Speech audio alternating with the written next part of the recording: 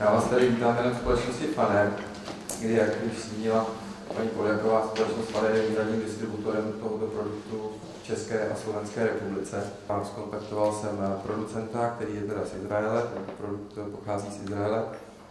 A začali jsme komunikaci na téma distribuce v České a Slovenské republice. Tak teď bych teda přešel k tomu, co vlastně avokádový olej je, z čeho se vyrábí. V podstatě avokádový olej je 100% přírodní produkt, který se vyrábí z avokáda, které jeho stromy byly již poprvé objeveny v Jižní Americe a nejstarší semena mají 7000 let historii.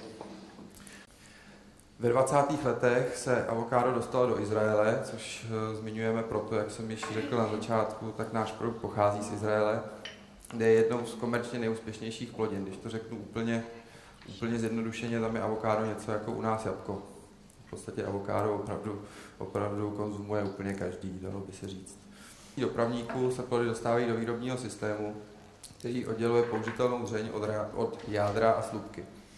Oddělené části se milou na avokádovou pastu guacamole, což asi všichni znáte, je to v podstatě velice chutný pokrm, který je využívaný například v mexické kuchyni, která se pak přepravuje k malaxérům, kde částice plodů klesají dolů a olej se dostane na povrch, což znamená, vzniká nám opravdu čistý, 100% přírodní avokádový olej.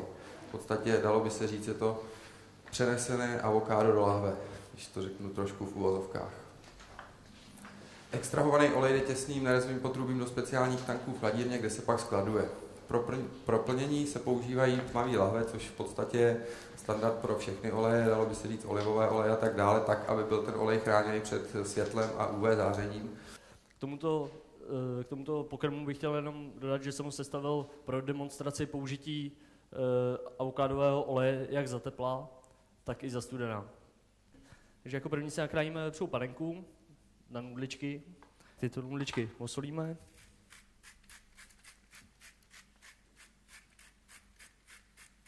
Opepříme. Lehce odestujeme, použijeme teda avokádový olej, stačí nám malé množství.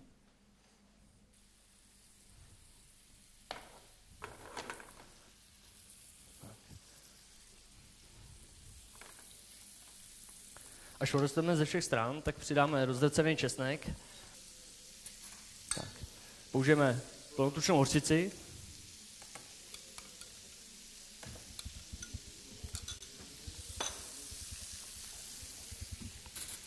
Trošku medu.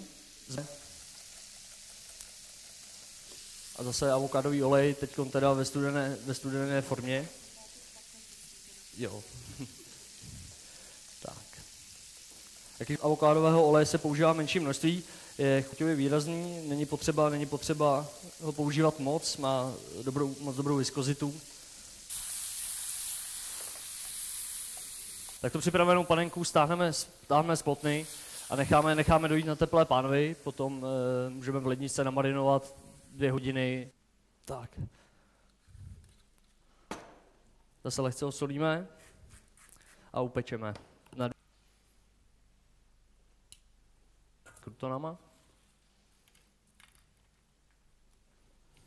A přidáme vepřovou panenku.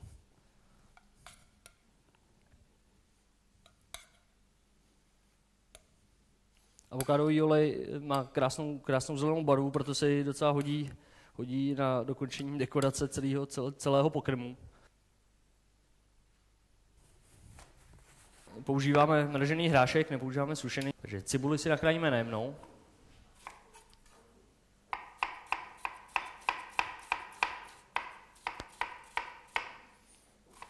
Nahřejeme si avokádový olej, zase nám stačí opravdu trošku. Lehce odestujeme jenom do růžova. Tak, po odestování cibulky zaprášíme lehce hladkou moukou.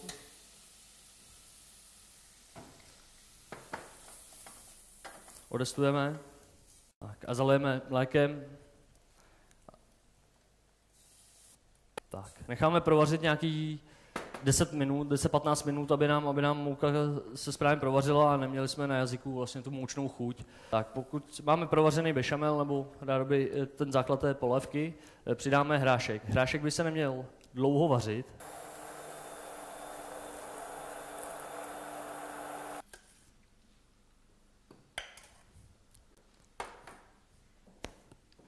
zasypeme krutonáž.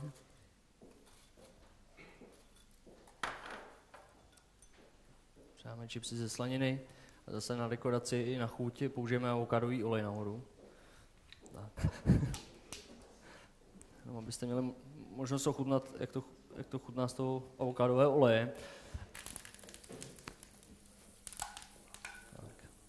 Takto připraveného oleje jenom položíme ty filátka sandáta.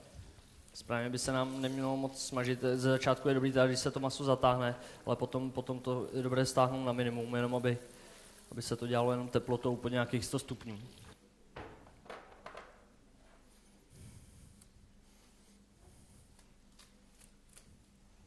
Šťávy citronu, čerstvého kopru nasekaného najemno.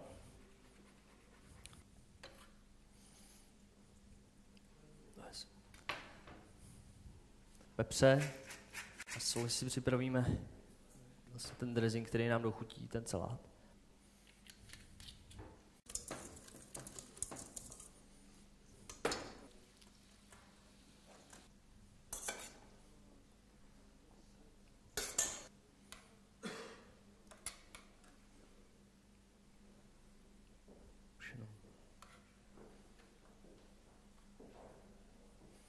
Tak a použijeme vlastně celou tu marinádu, ten olej, bylinky, můžeme použít i česnek, který nám díky této úpravě zesládne a nebude tak ostrý.